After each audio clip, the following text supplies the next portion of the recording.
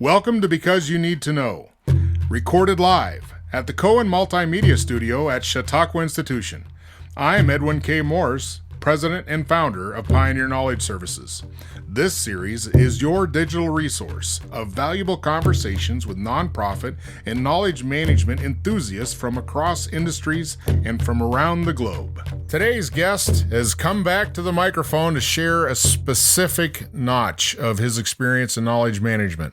Please welcome Mr. Cory Lee Cannon. He is a certified knowledge manager and is currently working as a knowledge management specialist for the U.S. Army Futures Command. Academically, are there a lot of opportunities for knowledge management?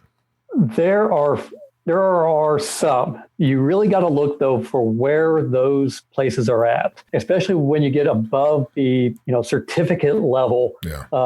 Because there are a lot of certificates out there for KM, but to actually have like a bachelor's in knowledge management, a master's in knowledge management, or even, for heaven's sakes, a PhD in knowledge management, those are very few and very hard to find.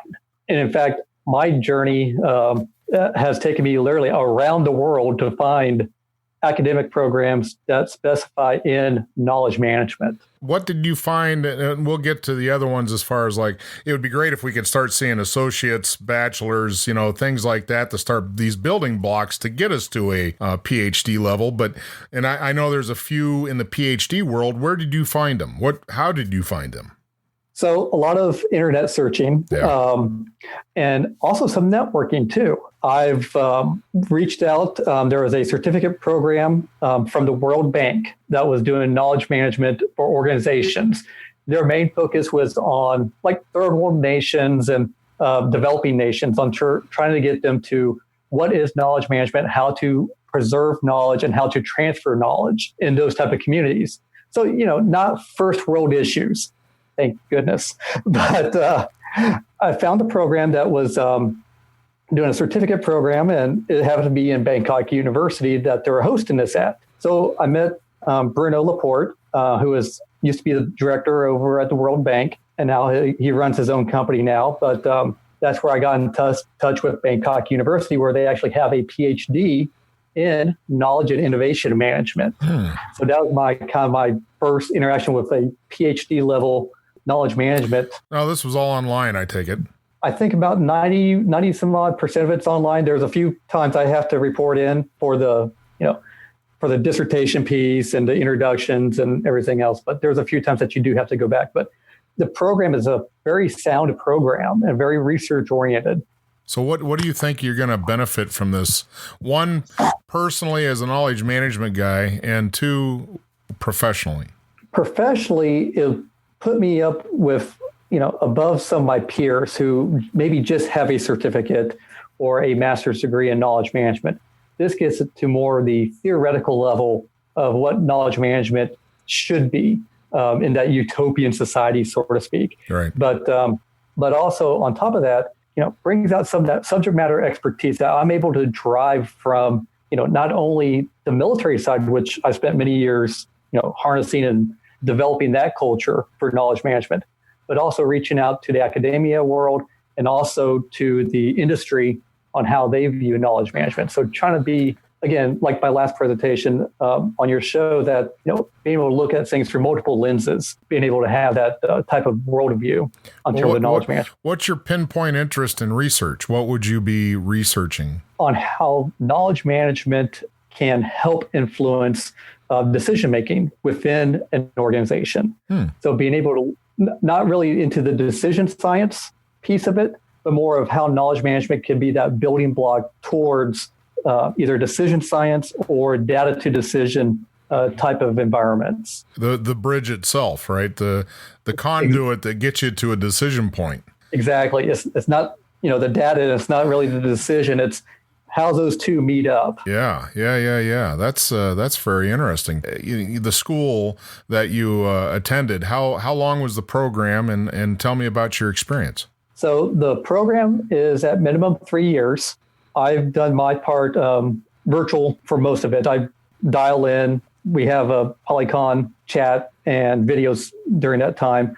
But meet up with my classmates. I actually flew to Bangkok a couple of times to meet up with the classmates, actually sat down in class with them and everything. Great cohort, great teachers. They bring in people from all over the world to teach. They brought in folks from the U.S. They brought in folks from Hong Kong. They brought in folks from Great Britain, all to Bangkok to teach. Well, explain to me the kind of your peer group. What other kind of students are you beside in this in this cohort? A lot of Thais, of course, but there are one of my other cohorts who does it also from a distance. He's from Germany, and his twin brother, actually is in a cohort above us. Brother went. Now he's going through doing knowledge management, and they both work for a financial investment firm. They're in Germany. So what other kind of industries do you see in these peers? Everything from art galleries, which really surprised me. Yeah. A couple of law firms, one tech company there in Thailand, and then one from the government of Thailand as well is taking the course. So very cool. What would you recommend to somebody that is got this KM bug, so to speak, and got the itch and wants to pursue an academic, standard education? Any recommendations that you would make to somebody just starting out this, not quite so much for the PhD, but just in general? I would actually say start off with your certificate. Get that knocked out first. That at least gives you the foundation or the building block for knowledge management. Yeah.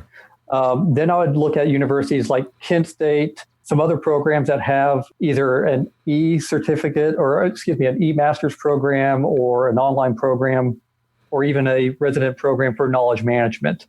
I know I used to teach at Kent State in one of their KM courses there. Also, the University of Maryland Global Campus is starting up a KM program as well that they're developing as we speak. And then I believe that Old Dominion and a few others still have their master's programs out there. Going back to where you got started, you talked about the World Bank. So are there other things other than the classical academic institutions like the World Bank, which is a heavy hitter in this? The World Bank is one of the ones outside organizations that's actually putting on a class like that. You got KMI, Knowledge Management Institute, that does their training, which they go around the world now to perform that training, which very good course. I've taken their course. I think KM Pro is now defunct, I believe. I've not heard anything from those guys in a while. And then there was a few others, very, very small class sizes, if I remember correctly, in terms of their certificate programs. Mm-hmm. This question is about the research. So in your pursuit in this PhD, which you still are in pursuit of, correct? I am in still pursuit of, yes. Okay. I'm just taking a small break and still adjusted to Austin and everything. Right. You had a major life change. If it's heavy, you said that school's heavy to research. So I'm just interested, how much research have you found that is relevant to what you want to explore in the realm of KM? How much is out there? Is there a lot going on? There is actually quite a bit. And it's on how you view the subject matter, though, too, because that's one of the things they teach you in this program is that the article may not say KM directly, but there's KM ties to the article. So there is a lot of research out there about, how to identify observed lessons, how to record lessons identified within an organization, how to transfer data or information from one person to another. So it's not KM by name, right, but by function. I just read something recently that was referring to a difficult term at the time. This was from a business school that had mentioned instead of trying to define the word, they just gave examples. Right. We can split hairs all day what the term means or can mean, but if you give concrete examples of what it is, okay. So in that vein, what would you give as concrete examples of knowledge management? Let's see here. Concrete examples of knowledge management. I would say being able to find those missing gaps or finding those gaps in thought or getting from point A to point B. So if I have a decision that needs to be made over here, and I have this information that I need to have at the decision maker, how am I going to get, this information to this decision maker? What venue, what format, what time frame, and does that all come into? And not only for decision makers. I mean, you got to look at that for your entire staff as well. Right. You got to look at, hey, as a staff, I got to be working on X project, and I only have X amount of time to do this type of project because something else is coming down the pike. What you're saying is that it's all about connection, right? It's the expediency of the connection, how fast you can get it, and the quality, the integrity and quality, and all those things about what the data is to begin with. Right. It's just connection. It's the speed of connection. You're exactly right. Okay. Well, I like that because that's definitely a heavy lifting piece for, I would say, about any organization. Because, when you identified the gap, right, you already knew the information was over here. But if you don't know the information's over there, you don't know, like the old saying, you don't know what you don't know at that point. Exactly. And then your decision maker does not have the fidelity of the information that they need to make a sound decision, because that information you have may influence their output. Right. So it's connection and content. Exactly. Well, it's so we got connection and location, right? Or not location, findability. I guess findability is the term I would. What you're saying is right to know where it is and get to it.